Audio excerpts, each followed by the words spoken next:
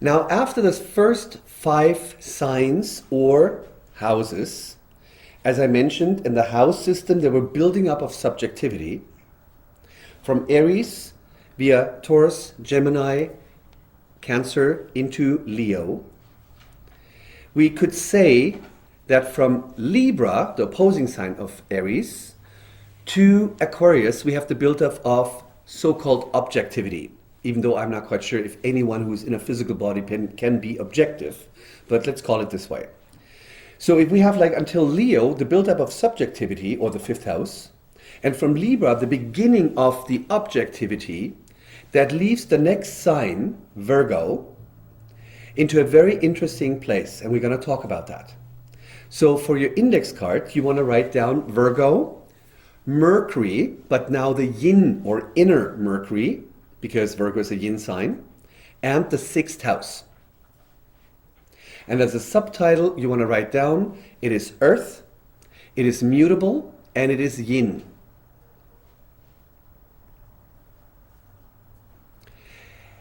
And therefore, after the buildup of subjectivity, and in preparation to learn objectivity, which starts from the 7th house or Libra, Virgo is a sign of transition. And where on Leo, the pyramid of consciousness would be like, as we know, the pyramids of Gizeh, that the consciousness, the Leo, would sit on top of the pyramid. Now the energy is flipping. And in that Virgo 6th house inner Mercury consciousness, the consciousness finds itself on the upside down pyramid at the very peak, on the lower bottom. And because Virgo, from its Virgo point of view, it is facing in the opposite sign, which is Pisces, the absolute, the divine, the endless ocean of unconditional love, our true home, H, capital O, capital M, little e. Virgo finds it that in that strong polarization, in that strong opposing energy, how the worldly, because it's an earth sign, how the worldly dynamics lack of perfection.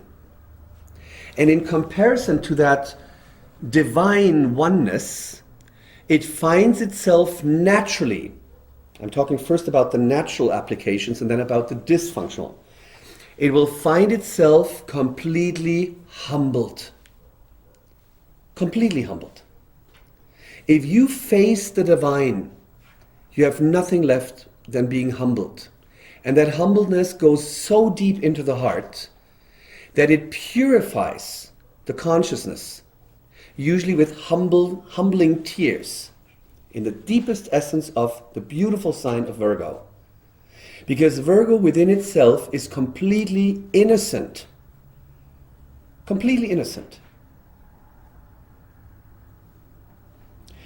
And it finds itself in this comparison of this, as I said, opposition is the greatest tension possible. The greatest opposition. There's no further distance.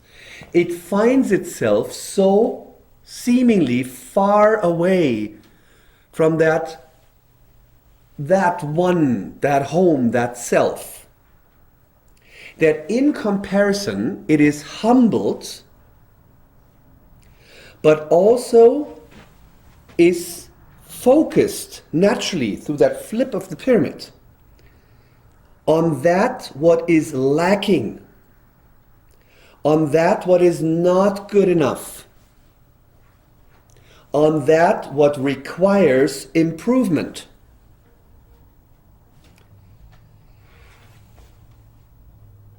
In a way, even like trying to achieve that everything would be perfect.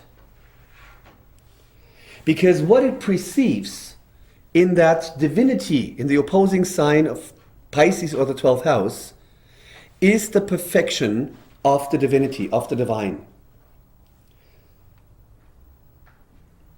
And in comparison to that perfection, we find all of our shortcomings of what is not good enough.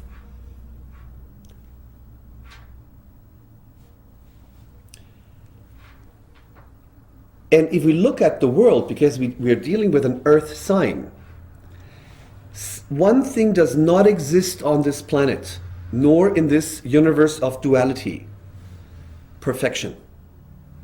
It does not exist. It's not possible. It is not possible because if it would be perfect, it would stop to exist. Or you could ask yourself, when is a rose perfect? When it starts, when it's on blossom, or when it gets this, kind of beauty, like being a bit over the edge? When is nature perfect? When is your life perfect? When is the body perfect? While things are being rebuilt and revitalized, others are debris and being flushed out of the system. What is the perfect day? And even if you have a perfect day, you can be sure that our opposites on the planet have just the opposite right now. When we have summer and day, they have winter, and night. So as long as there's movement, remember the Greek philosophy of the autos, the center, and the ever-changing heteros, like a merry-go-round. As long as there is an appearance of merry-go-round, on that merry-go-round there's no perfection possible. And that is something that Virgo needs to understand. Otherwise, they have a tendency to be overly critical when things do not work out perfectly. And even if others would already say, oh, this is perfect, they see where the lack is. Because naturally, the intention of that sign and sixth house is to humble the consciousness, to ignite improvement. The key word of Virgo is improvement. Improvement via, another key word, discrimination.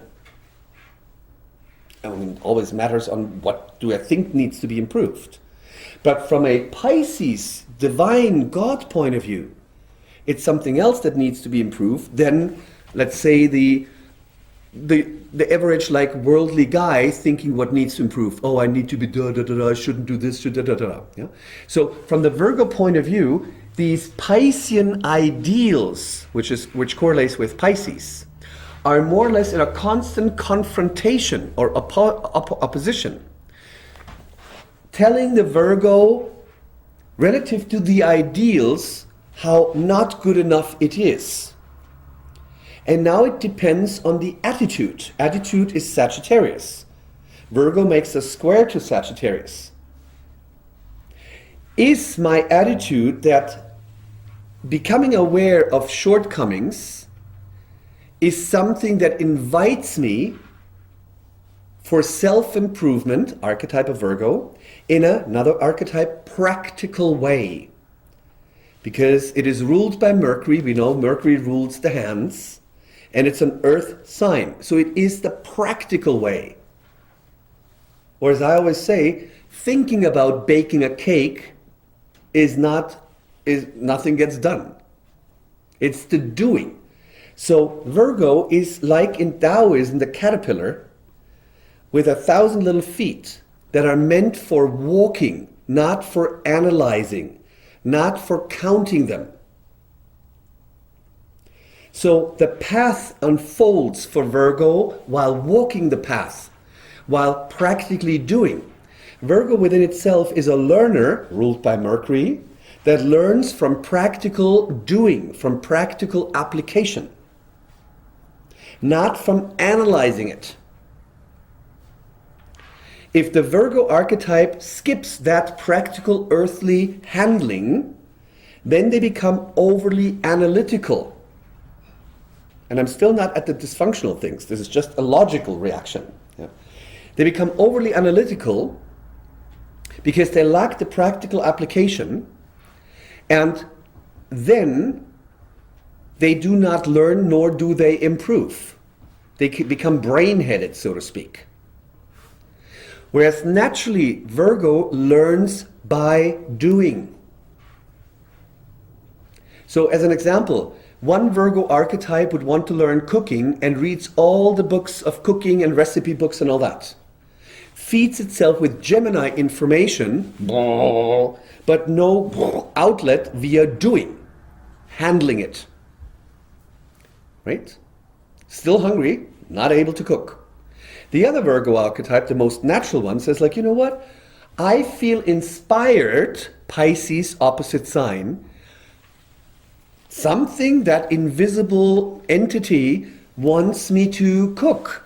So why don't I just practically walk in the kitchen and start cooking? And if I burn my first omelet, I learn from the mistake. Because while I practically apply, I learn what did not go right, and I will naturally learn and improve the next time. You will never burn the omelet again. Never. Impossible for a Virgo. So by learning and doing, we are all going on this planet always through forms of crises. Virgo is the archetype of crises. Crisis is not a mean of punishment from God. Crisis is a necessity that invites to self-improvement.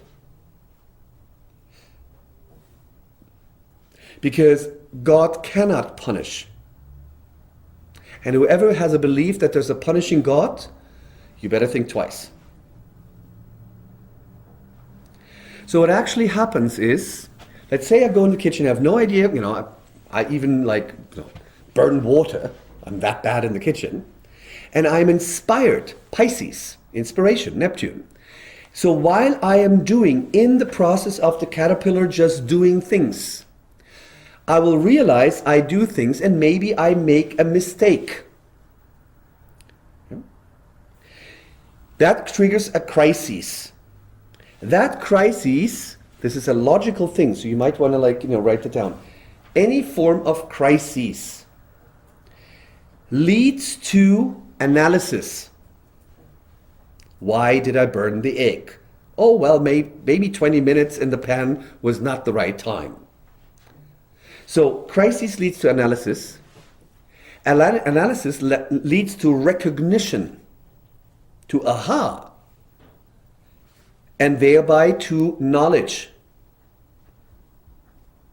And from that point of view of recognition, it leads to an improved outline of practical application. So then Virgo is completely in alignment. It is mostly in alignment if it's just doing. So therefore the mantra for a Virgo could be, the success is in the effort, and the success is in the practical application. Don't analyze, do it. Because Virgo indeed learns, and we have all a Virgo, we all have a sixth house, we learn from doing. In German, there's a saying that no master has ever fallen out of heaven, which means you have to climb the ladder, step by step. If you want to be a chef, you better start cooking, not reading cookbooks. If you want to be a good surgeon, you don't read medical books. You better get studied, but then it's the practical application. And the reason for that is that behind that Virgo archetype, which is ruled by Mercury, is also the beauty of Mercury. Now we have Mercury in the yin side, and the yin side of Mercury is routine. When we were talking about Cancer, I said habits and routine have kind of like a sextile, meaning 60-degree angle, kind of like dance. Yeah. Routine is important. Our nervous system, naturally our brain learns and kind of qualifies it as a routine after we have done something 7 times. Then it's in. And what a blessing. Imagine we would not have routine. Every morning going to the bathroom would be a new adventure because you have no idea how to brush your teeth, nor to flush the toilet, right? We do that all automatically. So Virgo does need its routine, but the routine comes from practice, not from analyzing. This is highly important because many Virgo archetype, or people with a strong Virgo archetype in our Western societies have a tendency to skip the practical part and are lost in analyzing. That would be as if the caterpillar would be like laying on the couch and say like, I'm not going to make a step until I've like checked if all my 1,000 feet are here or legs.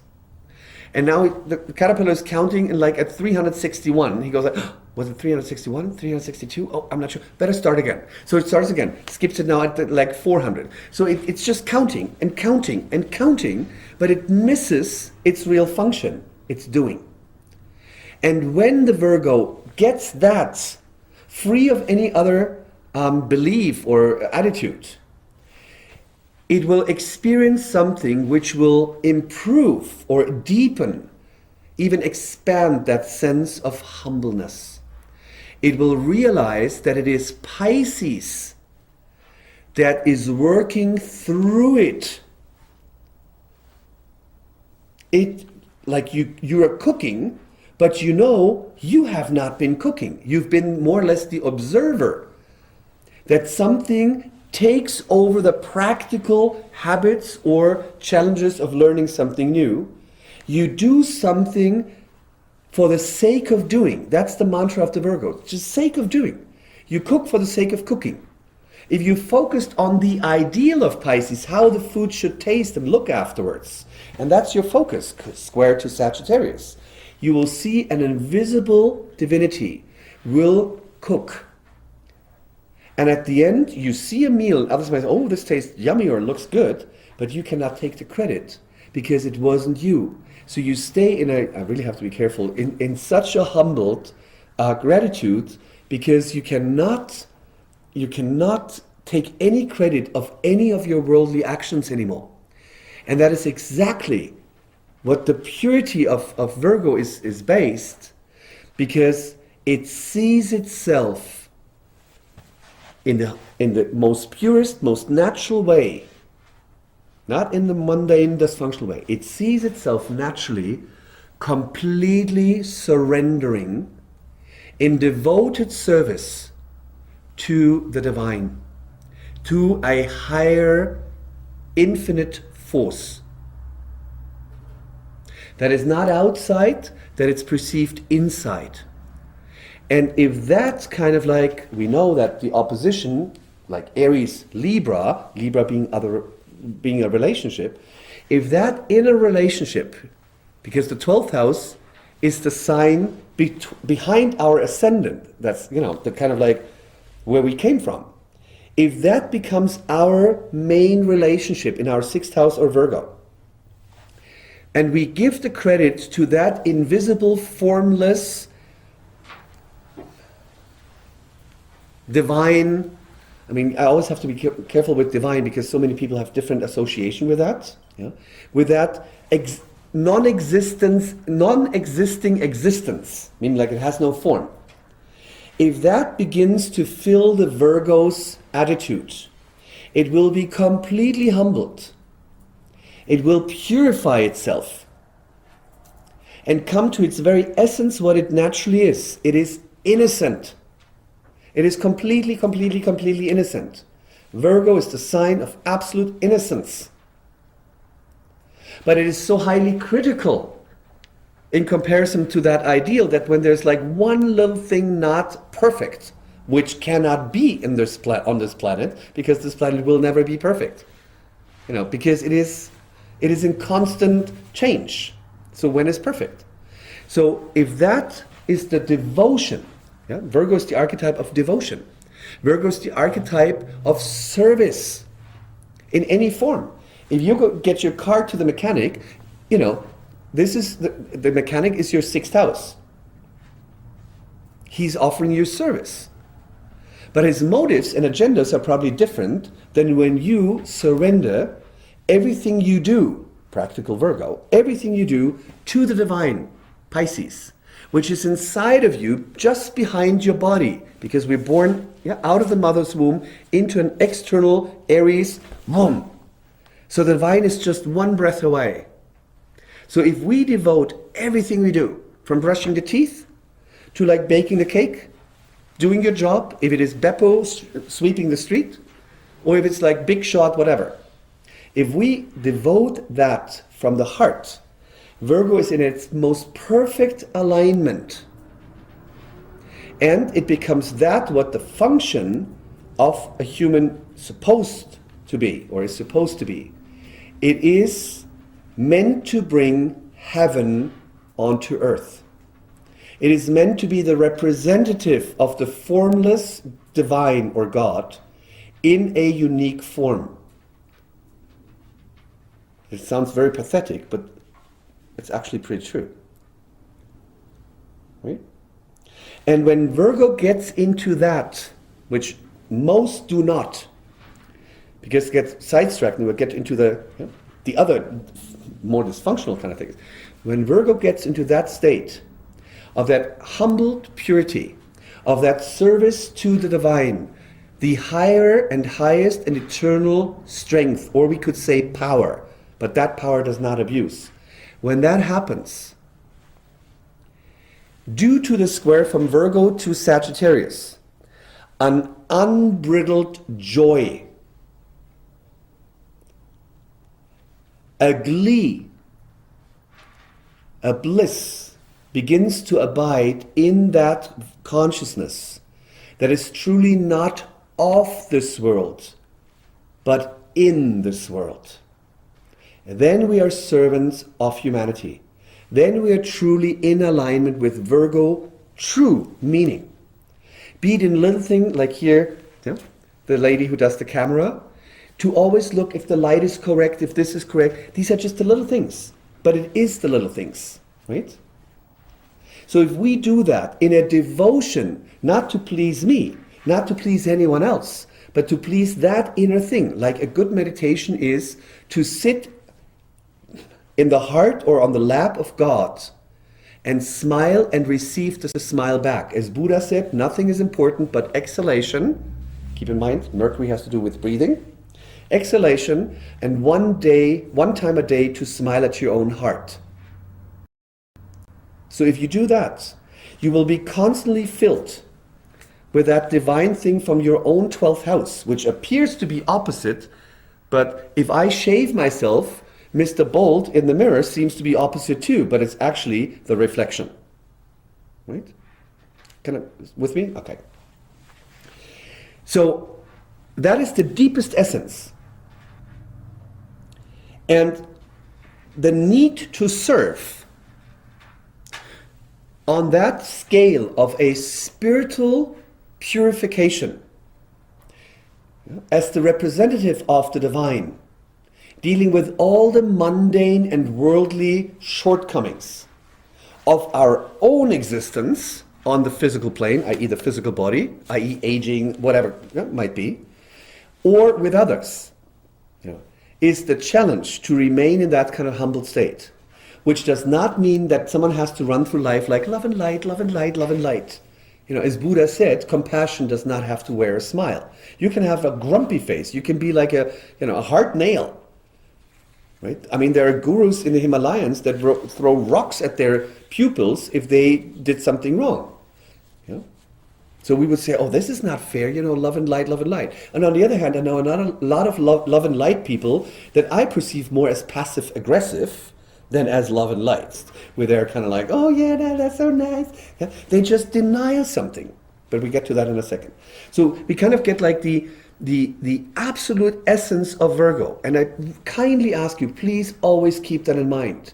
Because a whole generation, the generation from 1960 until 1969, 1970, is Pluto in Virgo generation. So they're all dealing with that, and they've all forgotten who they really are. I mean, all of us, but they especially, people with a South Node or North Node in Virgo. It is the essence. It's the essence and nothing else. And if I have that attitude, if I found that inner divine romance, as Yogananda called one of his books, divine romance. It's a divine romance with your inner God. Or if you know, like from the Middle East, the philosopher Rumi, Mevlana Rumi, who had like for a short while his Shams-i Tabrizi, that walking dervish, who was kind of like a rebel, right?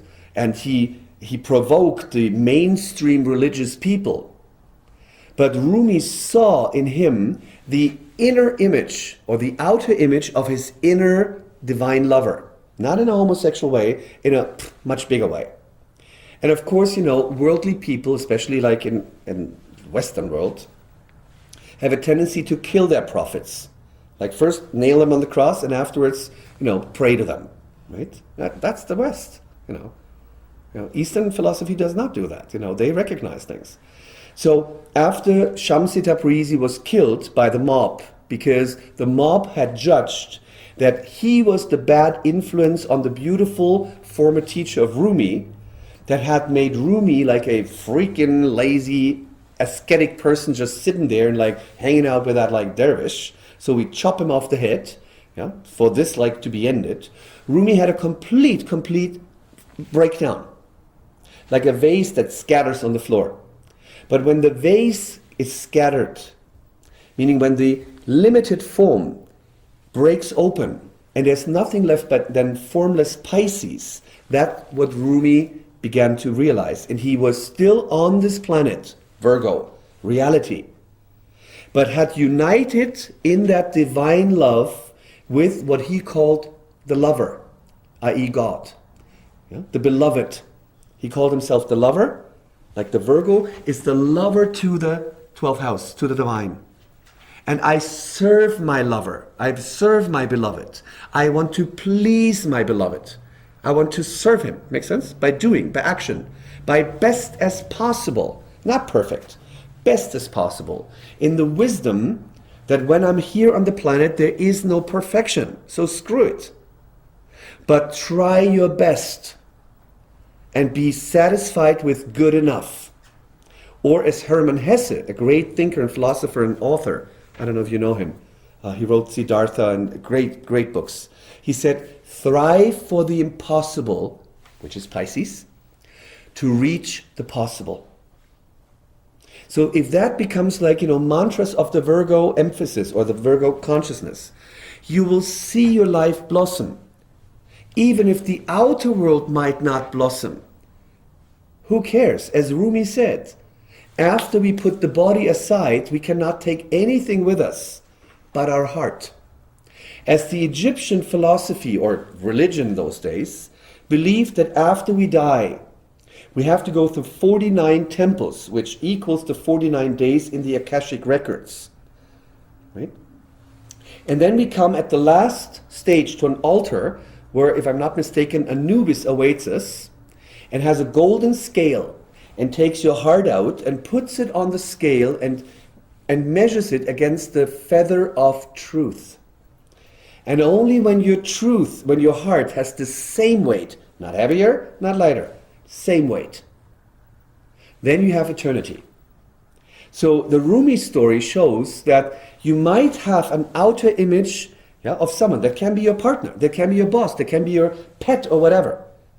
But if you find something to have the symbolism to serve, or you serve whole humanity, but just for that lover and beloved relationship, it will purify everything. And you will be in a state of complete, now comes another word, defenselessness. You become completely defenseless. That's what Jesus meant when he said, like, thy will shall happen. It's not the will that is written in a book that was misinterpreted in many, many languages. It is the knowingness inside. Something wants me to go into the kitchen and start cooking, even though my ego mind says, you can't do that, you have to go to class, you're not good enough, you need that, stay on the sofa and count your legs. You just follow that voice that you follow that voice that has no voice, as Rumi said. And you lovingly devote your action to that, and you start cooking, and you will see it cooks. It is the most amazing thing. I can only recommend, this is the way. Anyway, so, and then you can basically like do it for many, many other things.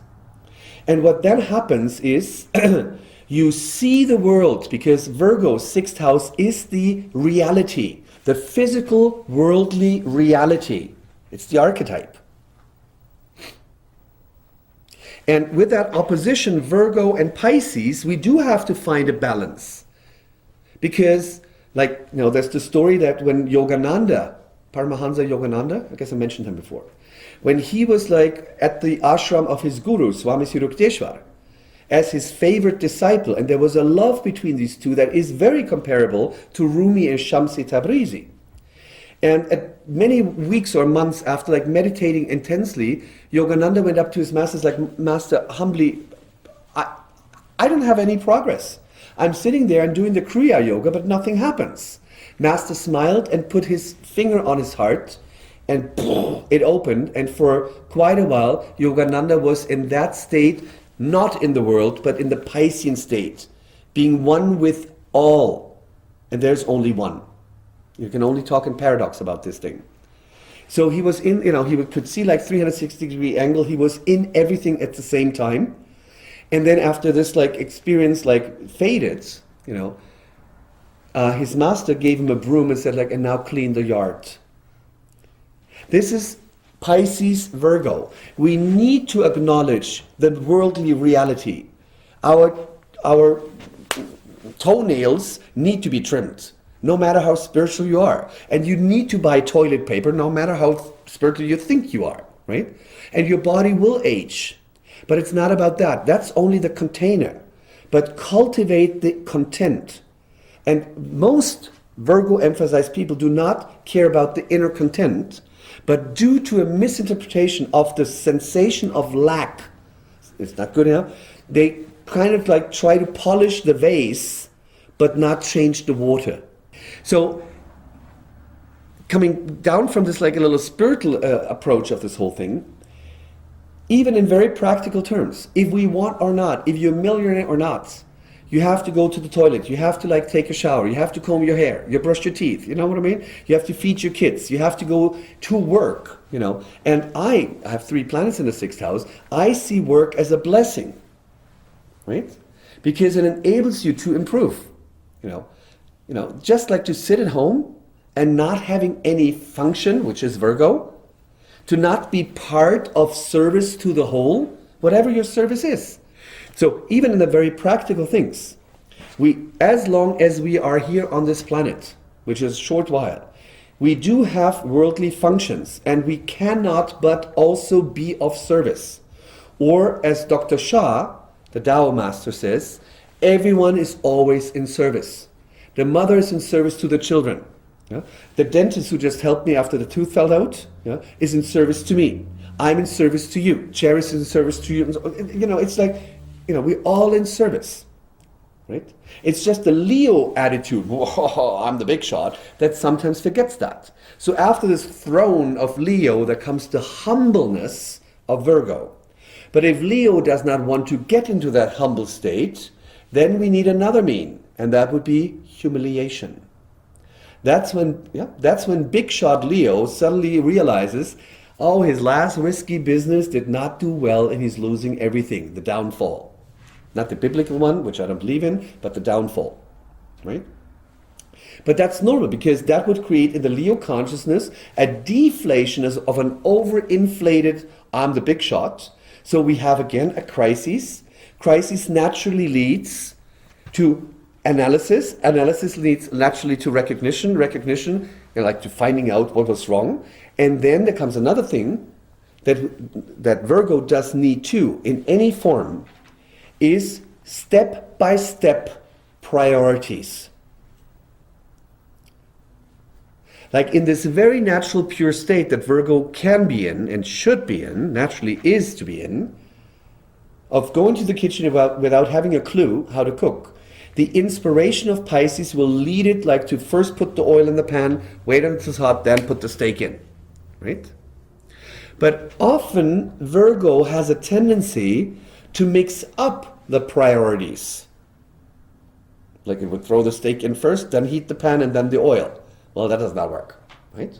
But no problem, because if that does not work, it learns from the mistake, it will improve, and it will be better. So it is about the step-by-step priorities. So after today, you might want to sit down for 5 minutes and ask yourself, what are your priorities? Where is your number one? What's on top of your list? If a proper priority list is given, inspired by that divine, you cannot fail because you will always be successful even if there's no success, worldly success, right? Or as I already mentioned, when you're a friend with a boss, when you're the lover of the beloved one, everyone opens the door to you. You can be, as I said before, you can re-embrace your true state of defenselessness because you know you carried through everything. Or in other words, defense is an ego reaction to the error belief that I would not be one with my divine. And if I have that sensation or attitude that I'm not, that I am, this thing here, Ulrich, is the figure, yeah, but surrounded and inside abides only one consciousness. And if I rely on that, then I feel unity. I don't feel separation. There's the appearance of separation, but there is no separation. And if there is no separation, there is no fear. Fear means false evidence appearing real. Or, as in the Course in Miracles is said, the opposite of love is fear. But love has no opposite. Therefore, fear is non-existent. But that leads me exactly to that deeper thing that we all have. The moment when the I perceives being alone, which we said, the birth can give that, like being separate from mother's womb. And there's fear, insecurity. And eventually I can do it myself, Aries kind of way. A lack of the humbleness of the sixth house. Too much Leo, so to speak, if I want to be judgmental. There's a constant state of lack, which is also Virgo. There's a constant state of lack. I'm lacking of something. The whole industry production in the Western world is only based on that feeling. I mean, we do need goods, right? But economy, think of the time after Second World War, when economies started to grow, at least in Europe again, and the US economy was not about military anymore, but about flourishing economy. Economy is for nothing else than sustaining life. Taurus. Not more, not less. Right? But we, in the meantime, we are basically fed enough. We're good. But because we more or less have all a deep sense of lack inside, a void archetype of Virgo, void. We now try to fill that void with products, be it teaching products or these kind of products or those kind of products. And we're so busy in a Gemini way, marketplace, restless way, to figure out what product or thing or holiday could do you say quench my thirst? Quench my thirst. And we do this and we do that and we do that and we do that. But it does not hit it. It does not hit it. And the reason is because most people have the error belief of being separate from their own source. And if that is the case, source wouldn't be Pisces. As I said yesterday, with the inconjunct from Taurus to Libra, they're also an inconjunct from Pisces to Libra. They look for God in someone else. And the inconjunct will then lead to crises. Crisis leads to analysis. Analysis leads to recognition, what the cause was, to self-improvement and to adjusting. If I see God in the other person, that's fine, right? But if I think the other person, if I forget the own divinity, then it's not fine. Does that make sense? Because the 12th house is with me. That's another reason, if I go back to Taurus, talking about these inconjuncts. That's why Jesus said, love the other. Libra, love is Venus, like yourself, Taurus. And as I said yesterday, the trick is you have your second house, Taurus, and you're building a sextile relationship to your Pisces. God, I need, please. and it will happen instantly. You don't have to go the far away, crooked way with the inconjuncts. So that's basically Virgo. And because when this is the attitude, when this is the inner lover and beloved relationship, another thing manifests more or less automatically. Health. Health. Humans are meant to be healthy.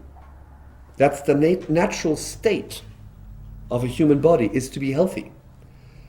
And the ones who studied medicine or something, they know how much the body can take without getting ill. Because illness is an illusion in the mind. That does not mean that someone can get ill, but illness is an illusion in the mind based on me being separate, inferior, not good enough. There's something lacking. And often disease gets us a childhood-like kind of like being nurtured cancer, yeah, which we call, I don't know the English word, in psychology it's called the secondary, I cannot even translate it. Oh, this, like translated from German, it's the secondary illness prophet. Yeah? If you have a good nurse and she feeds you and she washes you and she does the cushion, does all the kind of mama thing, why getting healthy? Right? Still hurts. Right? So it's interesting, like for instance, like the social welfare in Germany, which is degrading right now, but like for many years when you were sick, you went to the doctor and everything was covered, right? So many employees were like percentage-wise like sick all the time, because they had that kind of like nurturing thing. Disease gets your attention. You have a right to be lazy or something like that. But behind that whole thing, they don't understand there's some imbalance. If I'm meant to be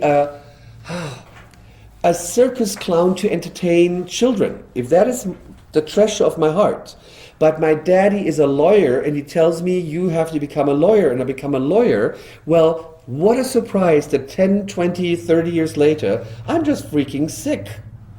If you live against your nature, right? I mean, if there's a penguin in a hen's farm, like chicken farm, right? Many people are penguins. Many are hens. But if there's a penguin in a chicken farm and compares himself with the others, Free.